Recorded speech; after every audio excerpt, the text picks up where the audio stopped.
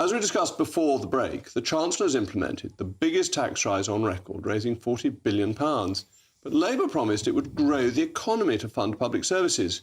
Yet ABR growth projections are looking bleak for the foreseeable future. Well, I'm joined now by a particularly distinguished panel, the founder of Capital Economics, Roger Bootle, and the interim executive director of the Institute for Public Policy Research, Harry Quilter-Pinner. Harry, let me come to you first, because growth seems to me to be the absolutely key issue. And the ABR is not forecasting that this budget will get us back to historic levels of trend growth. Look, there are two things the Chancellor, I think, needed to do at this budget to get growth up. The first is we've had historic low investment for decades in the UK, the lowest in the G7. She had to get investment up. And the first step to doing that is changing the fiscal rules to allow more state investment and to crowd in private investment. So that's point one. And point two is our public services are on their knees, and that has been holding growth back. So take the NHS, the waiting list. There's too many people who are sick, who want to work but need treatment to get back into the labour market. That's holding back employment and productivity in this country. But do you really think that's right? Because productivity has been a problem for much longer than the NHS waiting lists issues, which is mainly a post-COVID issue. The NHS getting record spending levels. But public sector productivity hasn't risen since 1997. So the productivity challenge that we face in this country has a number of causes. One of the big ones was low investment, and the Chancellor has acted to increase investment in this budget. There's still more to do. She has to spend that investment wisely. She has to use that to unlock growth, which is a challenging thing to do. But the biggest barrier, and all decent, well-respected economists have been saying this, is you can't have the highest growth in the G7, which is what Labour have said they want, whilst having the lowest investment in the G7. And she's started to crack that problem here today. Government investment is something I'm always very suspicious of, because you get to the picking of winners and they've announced a few sort of cherries that they're giving out to favoured people in the budget. This hasn't historically been very successful. No, I think that's fair. I'm all in favour of increased investment. We do need more investment, both public and private, in order to get these higher rates of growth. But the record, as you rightly say, on the public sector investment is not good. There's been a tendency, I think, just to label something investment and to assume that that produces some goodies somewhere down the line. In fact, it's all about the quality of the investment. Bad investment is just consumption, but without the enjoyment. Well, also the definition of investment. That governments have rephrased spending as investment. This started with Gorton Brown.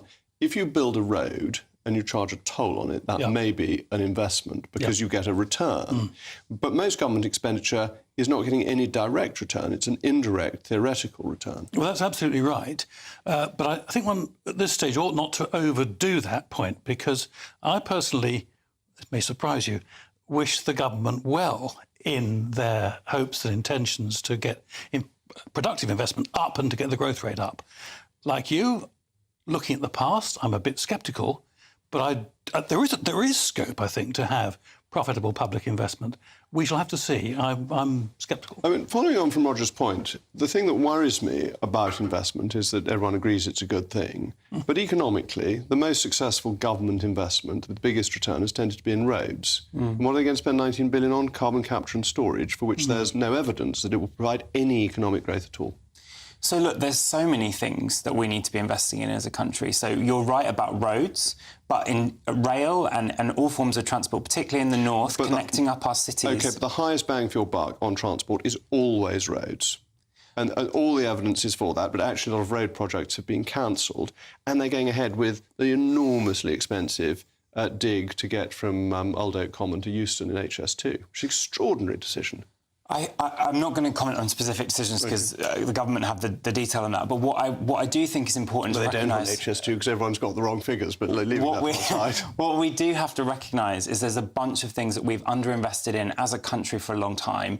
Public transport is one of them, but public investment, R&D investment, our education system, our childcare system, there's a whole load of things that government can and should invest in. Childcare isn't investment, that's expenditure. And this is, to Roger's point, where you get the confusion that you say any bit of government expenditure you like is investment, and then other bits that you don't like isn't investment. So the Chancellor is absolutely sticking with the definition that you're using, which is to say childcare would be day-to-day spend and would have to come out of taxation. But to say that something like childcare or indeed decarbonisation has no return is not true. It's a secondary rate of return, as you say. It's not an income, a direct income, but those things unlock the potential of people and businesses in this country, which in turn has a growth dividend, and that is the thing that we're trying to get to. Well, the question is whether it has a growth dividend. I'm all in favour of education as an end in itself. I think that is a good thing, but I think it's quite hard to prove the economic outcome of that.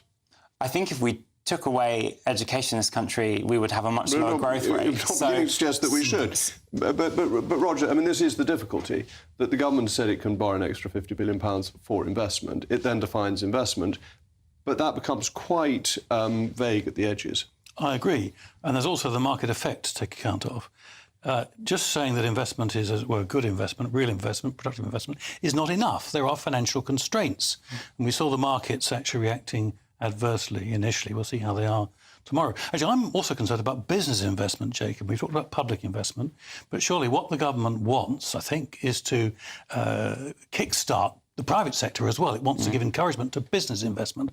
Now, in fact, I don't think it's going to succeed. And this government has done nothing to help that. In fact, quite the opposite. You put up taxes, national insurance. You bring in the changes to workers' rights. This stuff is not going to encourage the private sector to invest. And indeed, the OBR has business investment lower as a share of GDP in the next few years than it was before. So that part of the thing worries me more, actually, than the stuff about the public sector. And the £5 billion extra cost on business through the workers' rights is a direct disincentive to invest. Absolutely. And this is where global capital is important, because global capital will go elsewhere, because the returns will be higher. Yeah, I mean, I want to come back on the business investment point, because, I mean, I'm in complete agreement here. The public sector can't do all of the work on investment alone. We have to have private sector investment.